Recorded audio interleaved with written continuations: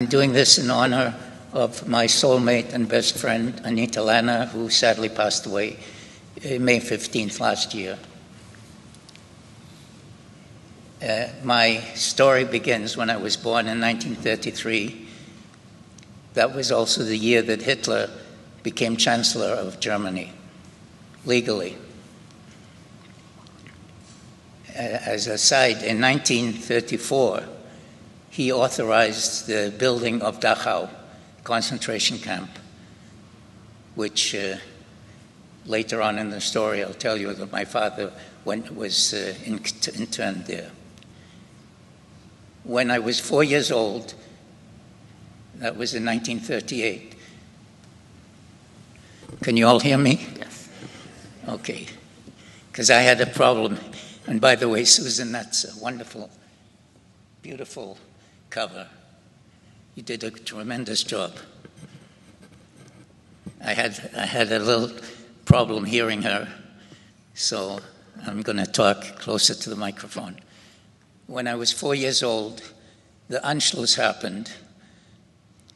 This is the annexation of Austria by Germany. That I found out that Hitler actually tried to annex Austria in 1934, but the Austrian military were against that, and he wasn't successful. But in 1938, in March of 1938, he annexed Austria, and there was a vote that 99% of the Austrians were for it.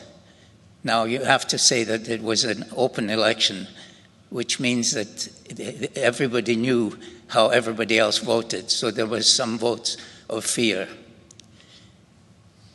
I remember my first memory, being 4 years old, was when Hitler came into Vienna.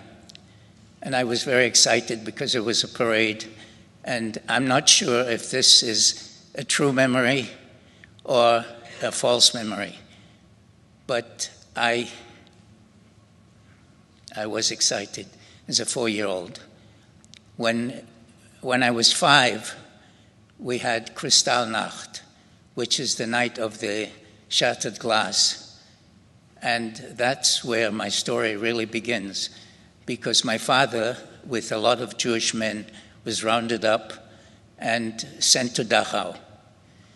My mother and my aunt, my father's sister, went to see Eichmann, who was head of the Jewish office in Vienna at the time, and they told him and showed him that my father had been in World War I, and he was a decorated veteran, and they managed to get him out after 3 weeks.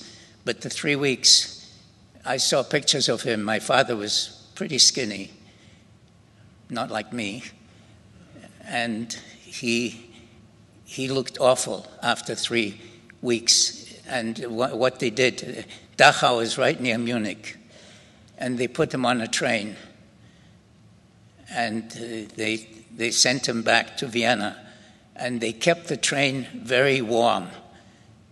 And they were told by the Jewish agencies, what you have to do is make sure that you slowly but surely get into the habit of not being in warm climates, because they had been deprived so much by the Nazis in Dachau. Well, anyway, when my father got out, he had to report to the SA every week, and he was told that he had to leave the country. He had a permit to go to Shanghai, but instead he went to Palestine illegally, and he was interned in Palestine. My mother was left with her father, my grandfather, and myself. And the first thing she did, she went to her father and said, "Would you take care of Robert so I can join my husband?" And I'm still hyper, but I was very hyper as a kid.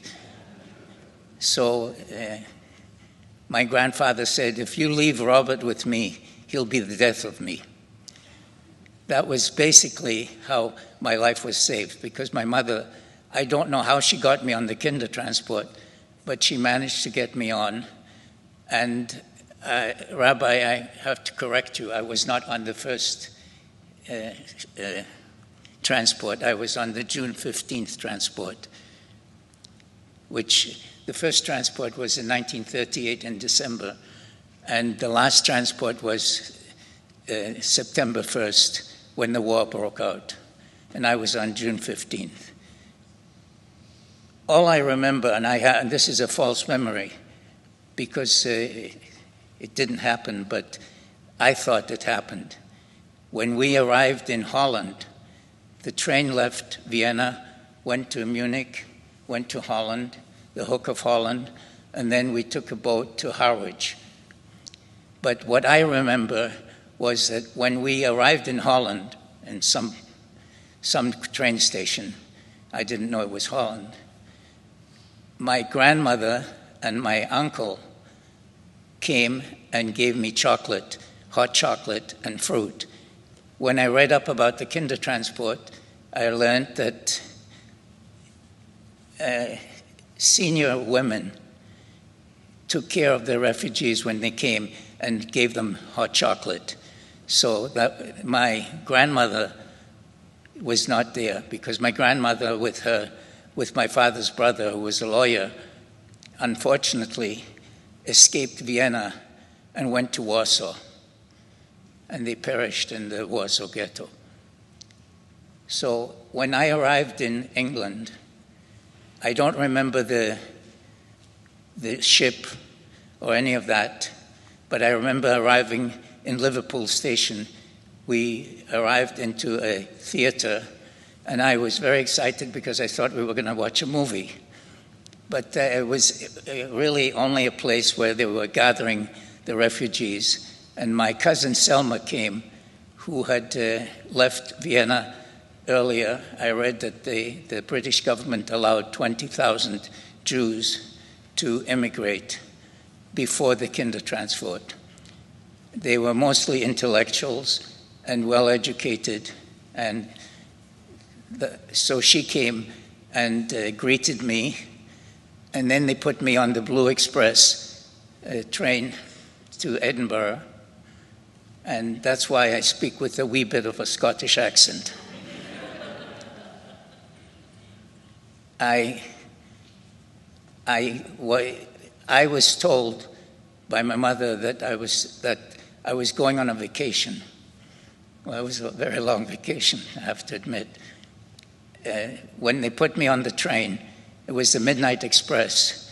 They asked this friendly doctor to watch over me, and I remember very vividly, that I cried the whole way.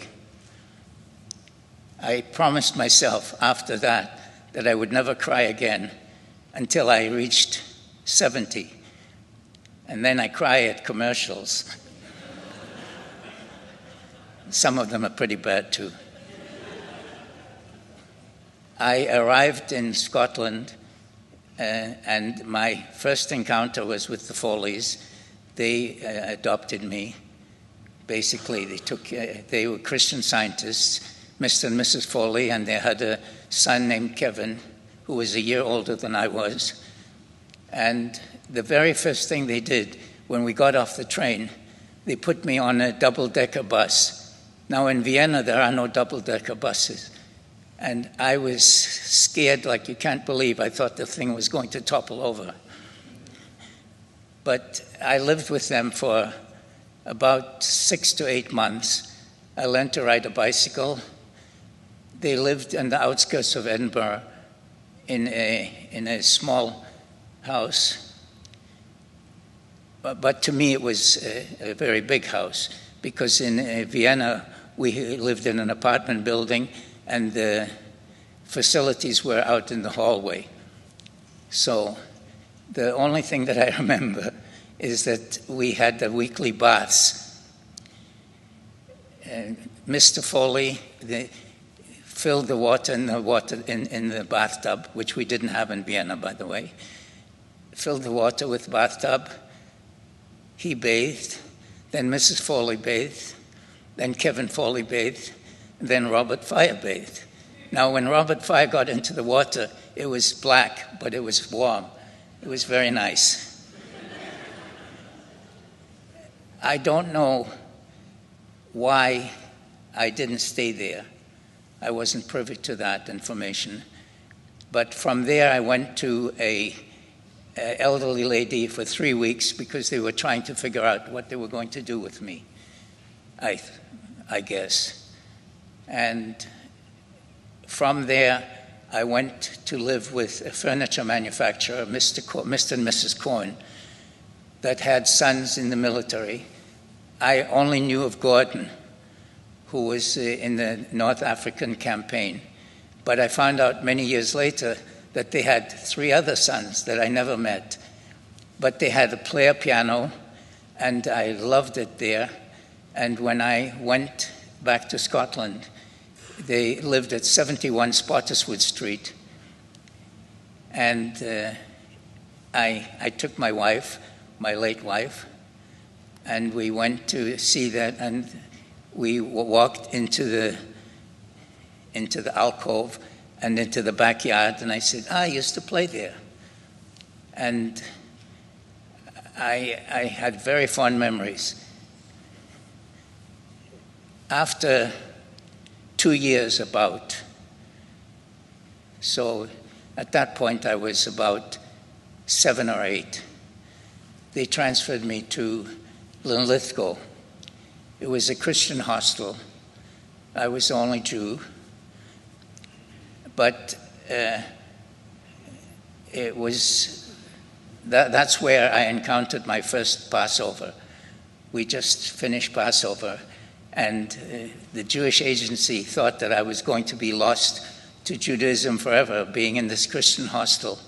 So they arranged for me to stay at the chief rabbi's house of Edinburgh. His name was Cohen also, was not related to Mr. and Mrs. Cohen, the furniture manufacturers. And I remember sitting there with this long table, the rabbi at the head of the table, little Robert, 7 or 8 years old, sitting there, starving, and not understanding why they're doing all this praying. And the rabbi's wife sat next to me, and she felt very sorry for me. But so she got me next day, she took me and got me some pesadika candy, and I was appeased. The hostel where I stayed in Linlithgow had a policy. By the way, the people that were staying there were children of working class Scots. They were all Presbyterian, I imagine, and we celebrated Christmas and all of the Christian holidays, and their parents would come out once a week to visit their kids, and they had the policy that they would not allow the kids to go back home to their homes because they could get diseases. Well, I proved the fact, because when I came back from Passover, I had the mumps. And I infected all of the kids. And they said, you see, it just proves that our policy is... One thing I learned at the Passover, I learned Aleph, Bet, Gimel, Dalet, Hey, Vav, Zayin. So when I came back to the hostel, I taught all of the kids Aleph, Bet, Gimel, Dalet, Hey, Vav, Zayin. And today there are, if they're still alive, a lot of 90-year-olds, Presbyterians, that run around saying Aleph, Bet, Gimel, Dalet, Hey, Vav, Zayin. So after my stay at Linlithgow, I went to Castle Douglas, Kirkcudbright, which is south of Scotland, and this was a Jewish hostel, all boys, and I have very fond memories. I can tell you a story. It's a little amusing. We used to go up to our dormitories. There were about 15 or 20 of us. And there were some steps leading up to the dormitories, and there was a window that had access to a pantry. And the pantry had a lot of dried fruit. And Robert is not very tall now, but I was very short then. Very, very short.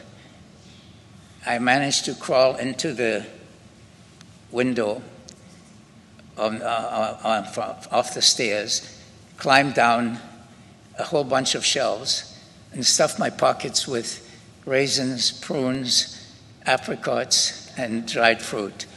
And then climb up the shelving, get out of the window, and we would have feasts every night. One day, I was stuffing my pockets with these dried fruits, and all of a sudden I hear a key in the lock.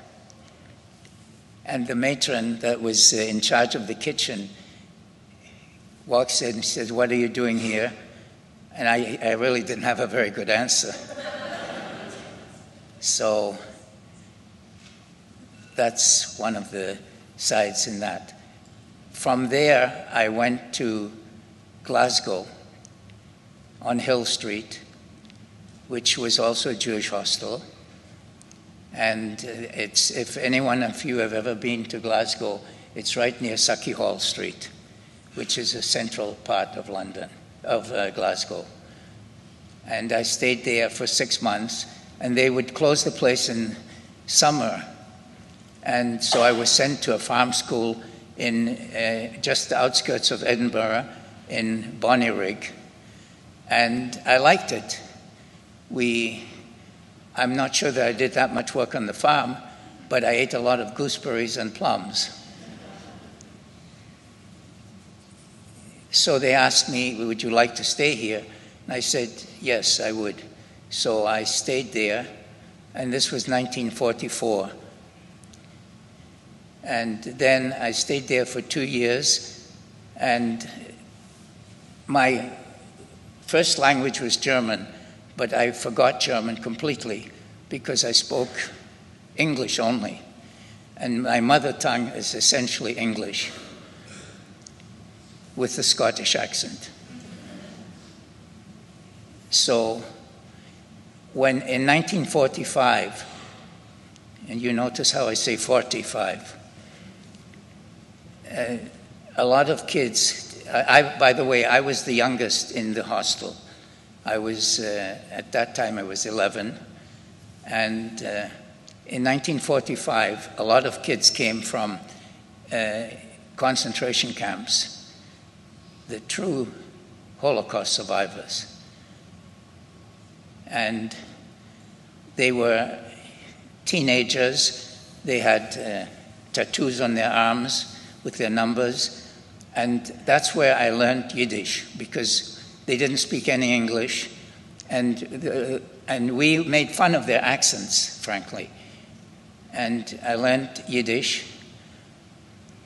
And at one point, the townies from Bonnyrigg came up.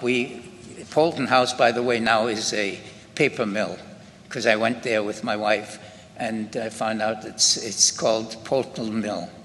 But it was a big mansion with a long driveway, and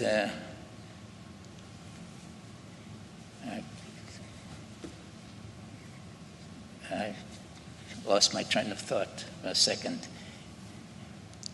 Yeah, so the kids from the village came up the hill towards the mansion, and they were trying to start a fight. Well, the kids, I was 11, 12, and all these kids that came from concentration camps weren't going to have any of this crap anymore. And they beat the living daylights out of these kids. As far as anti-Semitism was concerned, I saw some of it in Bonnyrigg because we were a Jewish hostel.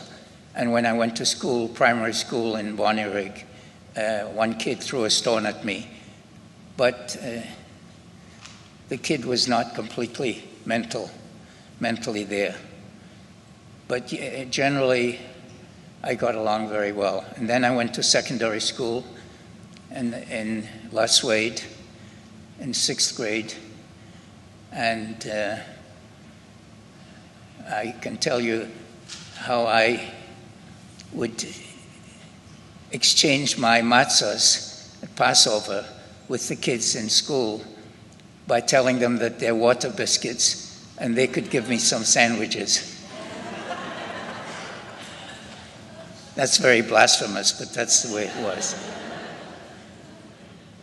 In 1946, my mother, by the way, my father left for Palestine, and my mother managed to go to Palestine too. She went on the Danube to the Black Sea, and she was stranded on a ship with 1,000 other people, refugees, because of the ice. And they finally arrived in Haifa, and she was interned. My father had been interned when he came, but he left, he was out by then. And so I was very fortunate that of the 9,600 children that were on kinder transport, most of them, not 100%, were Jewish. Most of them never saw their parents again. So it's very sad.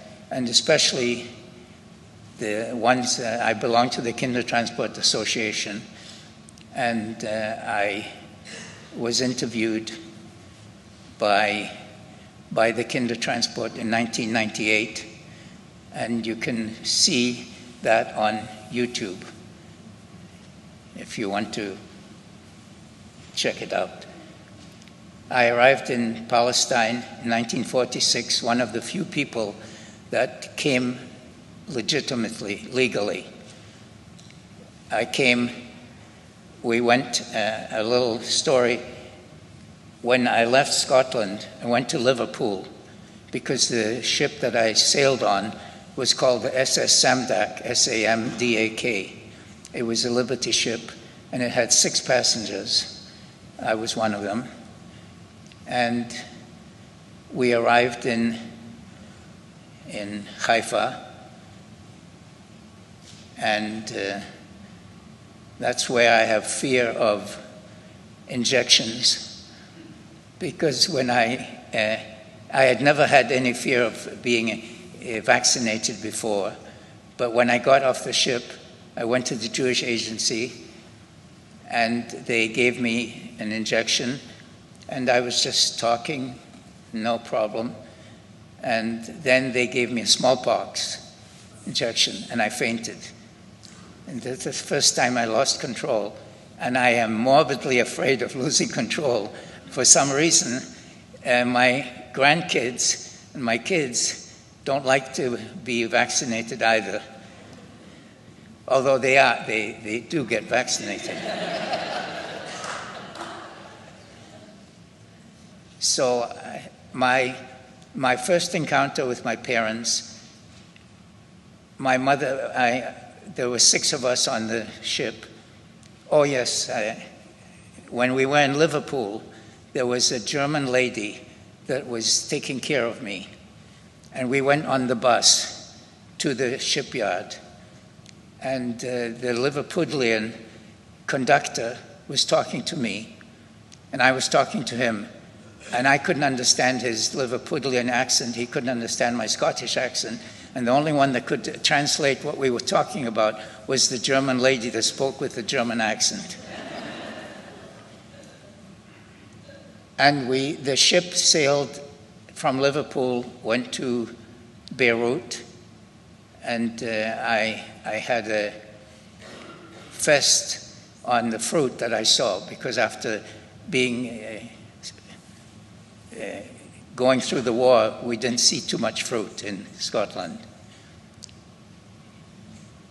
I lived in Palestine. I came to Palestine in 1946, just before my bar mitzvah, and I met Yossi one of the first friends of mine who unfortunately passed away last year. And the way I met him, I was standing at the corner in Kiryat. We lived in Kiryat Bialik. Kiryat Bialik is a suburb of Haifa, and it's between Haifa and Akko. And it's known as a German colony because they all spoke German. That was the lingua franca there. And I'm standing at the corner, and this kid with freckles comes up to me. He says, "My name's Yossi. Can I come to your bar mitzvah?" And we've been friends ever since. That's about it. I lived in Israel. I was involved with communications when I was 15 during the independence of Israel, which is now 76 years. And it's terrible what's happening now. I was in the Air Force, in the ground crew, for 5 years. And after that, I came to the States.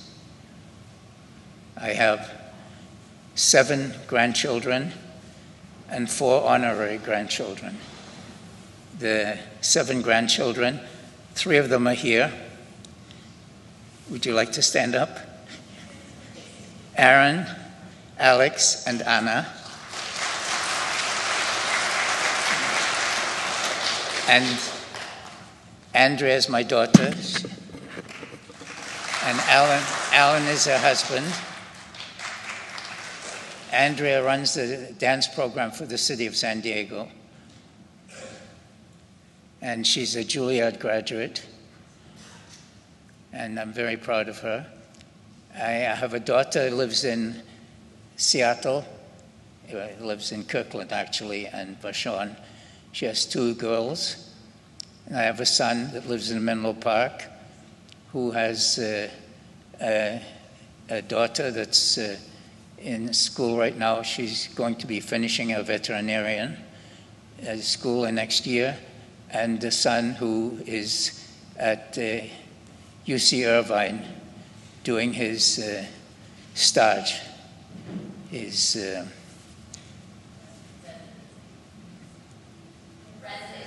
residency. Yeah, he's an ENT specialist. And my honorary grandchildren are Anita's 2 granddaughters and Lauren and Rachel. And we have a honorary grandchildren in Brazil. We had Sergio Lifshitz came to stay with us when he was 16. He is now 60. And his 2 children, Luisa and Victor, are also call me Grandpa. So I think the question and answer will find some more details. Thank you very much for listening.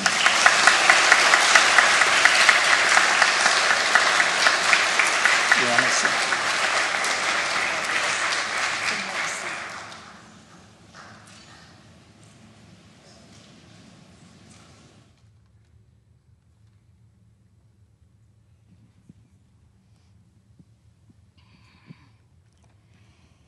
Robert, thank you. Thank you for sharing your incredible story. It is so important for all of us to hear your story and the stories of other survivors so that we understand our past and our history. I have to add that listening to your story, we have a lot in common. My grandfather was in Dachau, as your father was. I had family in Kiryat Motzkin, right next to Kiryat Bialik. Kiryat Motzkin. Kiryat Motzkin, and Lochamei Getaot, up the street from... Where? Lochamei HaGetaot, the kibbutz, up the street from Kiryat Bialik. And I also cry at commercials, so we have a lot in common. How long was your grandpa in Dachau? We don't know for sure. We think he was shot in the forests around Dachau. We believe that's where it all happened, but I don't know how long he was there. He came from Lithuania. Okay. So many questions. The whole time you were in Scotland, did you know if your parents were still alive? Did you know anything about them? Yes. My parents sent me aerograms, which airmail. Right. The blue ones that folded. Yeah, right? folded many ways. And I wouldn't respond. I was kind of ornery in that way. So I remember once it was in Castle Douglas, Kirkcudbright. And by the way, Kirkcudbright is, I challenge anyone in here to be able to spell Kirkcudbright. I was in class. I was probably in fourth grade, and they called me out and said, "There's a letter here from your mother that says, just sign that you're alive." So, yeah, I knew my parents were alive. You did know that. And so did the families that you were staying with correspond with them? How did they know as you were moved from family to family? I have no idea. I think the Jewish agency was involved. So they but I yeah. really, Kultus gemeint. I've heard it said that you think of the war often, but that you've never let it hold you back, and that you're known as someone with a very positive outlook. Can you tell us a little bit about how that positive outlook helped you, both when you had to leave your mother and then in your time in Scotland as you were moved from family to family? Well, I don't remember leaving my mother. I don't. As a matter of fact, one of the things when I came, after I had fainted and then I went to the agency, I was sitting on a bench with Carl, who was another one of the 6 passengers, because it was a Liberty ship, 6 passengers. And I look back, and there was a corridor behind me, and I look back, and I see my mother. I recognize my mother. But I didn't wave. I just looked back, and I said to Carl, "Oh, by the way, that's my mother." And she went into a office to find out where I was. And then she came, and she stood in front of me. And my mother wasn't very demonstrative either.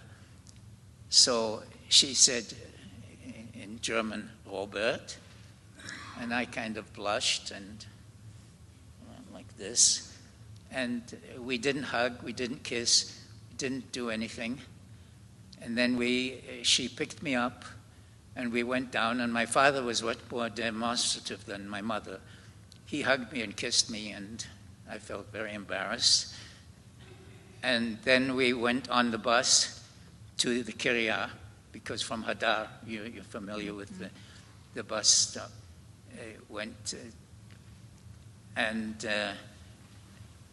this lady walks in, and I get up to give her my seat, because that's what we'd be taught in Scotland. And my mother pulls me down. And, well, I learned you don't get up for ladies. I hope you've unlearned that. And then we arrived at Kiryat Bialik, Kiryat Motzkin, you know, the 2 cafe houses there. And they bought me ice cream, and all was good. You forgave them. But I don't positive attitude. I have what you would call an abandonment complex. That's kind of maybe self. I call my kids a lot, like every day. And too much, I think. Are you in? No, sorry. No, go on. Are you in touch with any of the boys from the hostels, or Kevin from your first and any of the families? No, I did see in the newspaper. This was many years ago, about 15 years ago. I saw that one of the kids that had come from the concentration camp they had an expose about him, and he was in Polton House. I said, "Oh, Polton House, I was at Polton House." And he probably would know me because I was the youngest in the hostel. So I called his wife. He didn't pick up, and he lived out on Long Island. And I told her that, I was in Polton House. Could he give me a call? He never did, so I figured I shouldn't bother him. And then there was another one that was Fried was his name, Max Fried. And I looked him up, and this was maybe 30 years ago. And I knew him in Polton House, and he worked in the jewelry industry, and he was a very Orthodox Jew. And he didn't seem like he wanted to meet me, so. Probably hard times that they didn't want to remember. Yeah. He was I was the youngest at Polton House, so he was about 2-3 years older than I was. As you got older and probably started internalizing all that had happened in Europe and to you in Scotland and Great Britain and in your life, what was it like to suddenly be in Israel, reunited with your parents? You told us how the initial reunion was, and then serving in the defense of the Jewish state as a member of the Air Force. Well, that was a metamorphosis.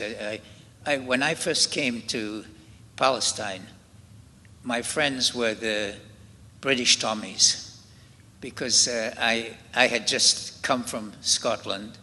I spoke English, they spoke English, and I would say probably there was tinges of anti-Semitism in my thought process. I remember once walking down the street in Kiryat Chaim, by the way, we were walking, and with my mother, and a British Tommy came across from us, and his beret fell down. So I picked it up, and my mother said his head should have flown off.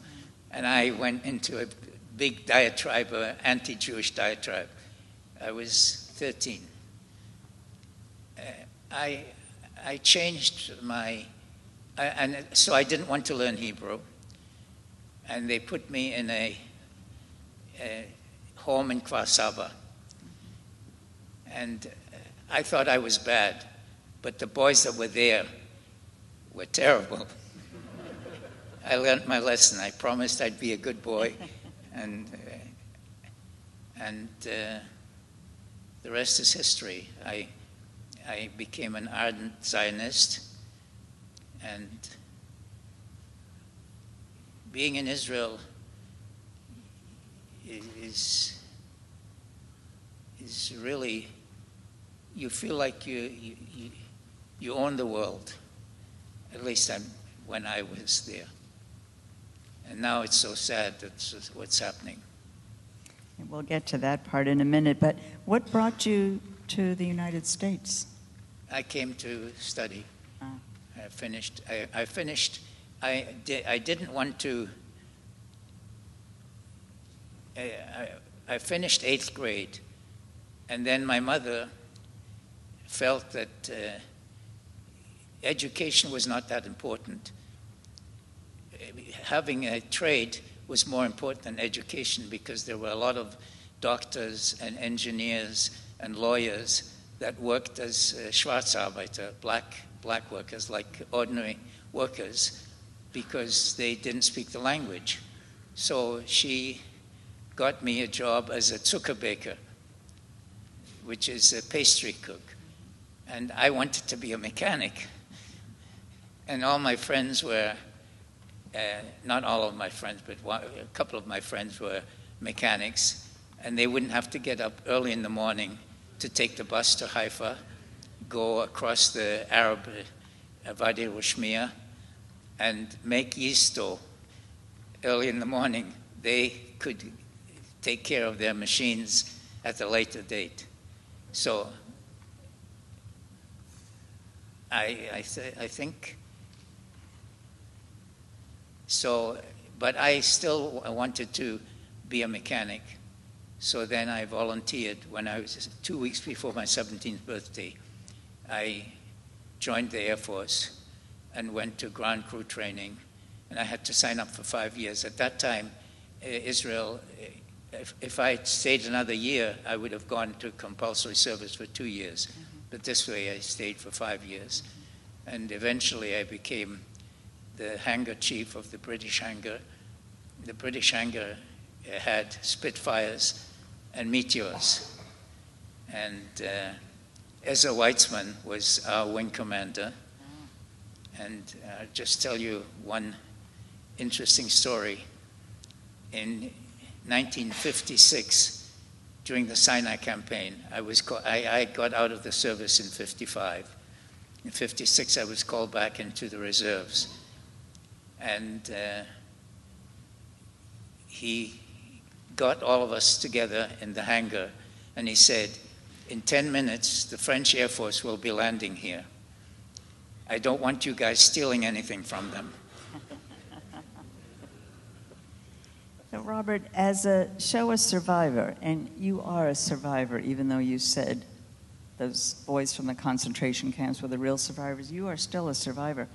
So as a Shoah survivor, and given October 7th and all the events since then, what do you want our young people to know and to remember from your experience or from the Shoah in general? Well, I think I would address not the young people as much as the older people, that it is very important that you tell your stories to the young people, because I am very sad that I did not ask my mother how she got me on the kinder transport, what she had to do to get to the Black Sea. We never talked about these things. And I have, at least I think you can tell me if I'm wrong, Andrea, but I think I've pretty much communicated my story to them ad nauseum. So I think the young people, the parents and grandparents should take the initiative to communicate about their lives, not necessarily Holocaust, but their lives in general, how they grew up, and what motivated them to be successful like they all are. Well, thank you. Thank you again for sharing your story with all of us. Thank you for all you have done and continuing to help us to never forget. Thank you very much.